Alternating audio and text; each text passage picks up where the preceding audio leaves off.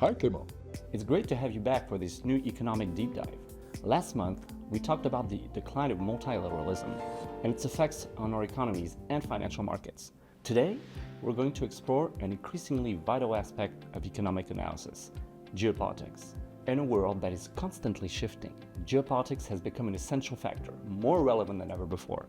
To start off, could you explain how we should define geopolitics in the current economic context?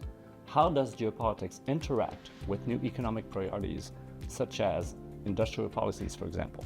Geopolitics is changing all the parameters we have when we analyze economics. Clearly, that's a real change that we have to take into account. So we have to look at what has happened in the past. In the 50s, in the 60s, we have what we call the Cold War between USSR and the US. And it was purely geopolitical because we have no exchange, no trade one with each other. The situation has changed with the arrival of Ronald Reagan at the White House, with the fall of the Berlin Wall, with the arrival of China in the World Trade Organization. The situation has changed, leading to a larger integration of economics. The political part has almost disappeared. There was opportunities for everyone, and it was a real new situation for every country in the world. About 10 years ago, the situation has changed a little bit. We've seen this in China, we've seen this in the US. Government wanted to have a stronger leadership on the economic environment. And so they started to say, we want to do that here or here. We have targets on economic policy, on industrial policy, and that has changed. A word as industrial policy came back in our vocabulary. It has disappeared for long. It came back, and that's a real new situation. When we look at the regulation during the globalization, central banks had a central role, had the main role for regulation. With the new environment, we see industrial policies, and we see in every country the analysis saying we have to produce locally. It's changed the picture. So what's the global picture now? We are still very interdependent. We do not produce mobile phone in Europe or in the US. We depend on China. But at the same time, we want to develop our own capacity, not own capability to grow by ourselves. And that's what has deeply changed between what we saw 10 years ago and now. So on this basis, could you share how geopolitics has changed over the past few years and what's driving its increasing importance in economic analysis? Well, we can point out 4 elements that have changed. The first is after the pandemics and during the recovery after this pandemic. We saw that we had a lot of shortages. We lacked semiconductors, we lacked paracetamol or everything. And politics and people in the street said we have to be less dependent on China or India, on these products. That's the first step. The second step is the analysis we've made on globalization. We have lost a lot of jobs in low qualified jobs. They have gone from Europe, from the US to China, to Vietnam, etc. So it's a weakness for us. And at the same time, all this globalization has led to a strong pattern of inequality. And so people say we have to change that also. The third point is the arrival of Xi Jinping at Beijing. As new president in 2012, 2013, he has put a strong political axe in the Chinese economic and political environment. That's a huge change. And the last point, probably the more important for the future, is the rivalry between US and China on technology. That's a real change. When China arrived in the World Trade Organization at the beginning of the 2000s, their product was low quality and not strong or whatever. Now they are very at a very high level. They said we can have on many technologies, we can have the leadership globally. And that's a real change. Now the US are no longer the leaders in technology.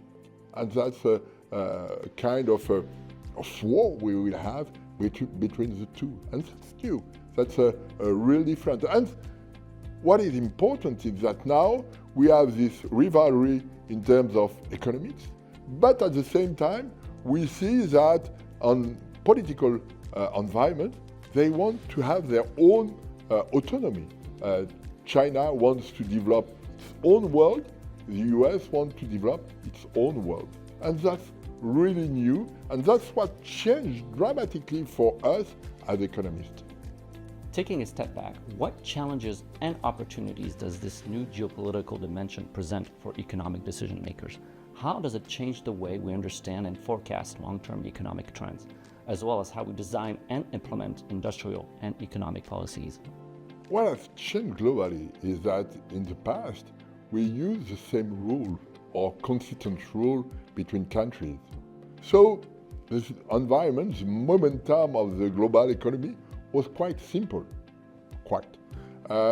now rules are changing. The US wants to use its own rule. We saw that with tariffs. China wants to use its own rule, and Europe has to develop its own rule also. And that's what has really changed. This means what? This means that in the US, there is a will for a strong autonomy in their way of doing things. China has the same target, different target, but the same way of doing things. Europe has to develop its own autonomy, its own target. And that's what is very important for us in Europe, saying we have to develop our capability to be more autonomous in our way of doing things, in our production, in our innovations, in our energy environment. That's a real change. We have had some strong reports from Mario Draghi, from Enrico Letta, that say we have to innovate, we have to change, to think differently our environment. That's a real recipe for surviving in that environment. We need to play in the first league, not in the second league. If we are not able to innovate, if we are not able to be more autonomous in our way of doing things, we will play in second league. That's not what we expect for us and for our son and grandson. And that's important. From an economic perspective, some effects of geopolitics are less obvious. What subtle impacts might we observe on financial markets, and how can investors adjust their strategies to anticipate these changes? In this new environment, China, US, and Europe will have their own cycle. In the past, the cycle was more coordinated, and so policy was more coordinated between all these blocks. Maybe it will no longer be the case. Last time we spoke about the dollar as public good, as the international public good. It was the source of our improvement of the global environment in the last 40 years. It was important to use the same currency to develop our trade pattern. If China has its own business cycle, if the US has its own business cycle, if Europe has its own business cycle, will we use the greenback as we used to do? That's a question. We have no answer at this moment. The other point is that if there is no this synchronicity between cycles, will the Fed, will central bank play with the same way of doing things? That's also a new source of uncertainty. In the past, the Fed had a strong role in our way of, in the regulation. Maybe it will not be the case in the future. And this will be disappointing for every investor, because we used to think as the world as a global environment. Maybe it will be different in the future because of the dollar, because of central bank heterogeneity. That will be something very important for economists to analyze, and for everyone to analyze, whether we are companies, whether we are governments or central bank. We have to think the global environment differently, and that's what is very exciting for us. So to wrap up our discussion, what key guidelines would you recommend for economic decision makers and investors to prepare for the upcoming geopolitical challenges? What essential advice would you give them to successfully navigate this growing complexity? That's a real question. We are still all interdependent. So we do not build a mobile phone in Europe. We do not build semiconductors. We depend on China, we depend on Taiwan, we depend on the US. We have to create our own capability to grow. We have to be more autonomous in our way of doing things. That's the difficulties for all governments in the future. What will be the line between dependency to others and our capacity to be more autonomous? We know in this environment that France by itself is too small. Europe can have a role in that environment, but do we have an homogeneous environment in Europe? Probably not. And so we still have a more political view to have in the future in Europe. We have to develop what we expect in the beginning of the 50s. We have to develop our own political environment. We were not able to do that in the 50s. We developed economics because we were not able to develop a political framework. But now, in this new environment, we have to develop our own political environment. That's fascinating for us and our children and grandchildren. Thank you, Philippe, and see you soon for additional insights from Ostrom Asset Management. Thank you, Clément.